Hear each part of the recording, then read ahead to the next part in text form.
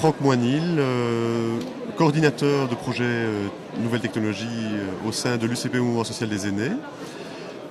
Aujourd'hui, j'ai présenté en tout début de matinée une conférence sur les aînés et les technologies, donc à la fois sur Internet, l'ordinateur, le GSM et toutes les technologies que l'on peut encore trouver aux alentours. Et nous profitons en fait des REWIX et de la semaine du numérique pour lancer notre nouvelle campagne.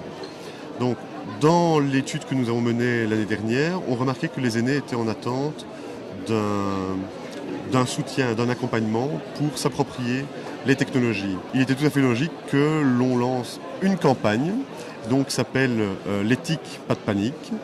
Dans cette campagne, on invite en fait les plus jeunes générations à s'investir et à soutenir une personne plus âgée pour découvrir les technologies.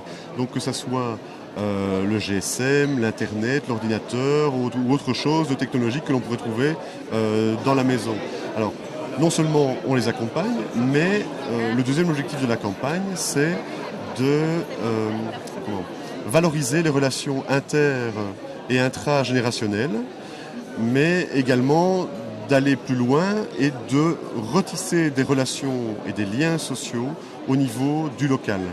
Ce qui veut dire que les personnes se sentent souvent isolées. On entend souvent les aînés qui disent « oui, mais il y a des jeunes, je n'ose pas leur demander quelque chose, ils me font un peu peur ». Ici, ce qu'on essaie de faire, c'est vraiment d'être médiateur.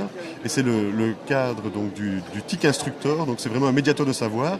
Et ce jeune, le TIC instructeur, peut aller à la rencontre de personnes plus âgées qu'il connaît ou non, pour leur donner un soutien, mais la personne âgée peut également prendre son contrat de soutien TIC afin d'aller à la rencontre des jeunes et de lui proposer de l'aider.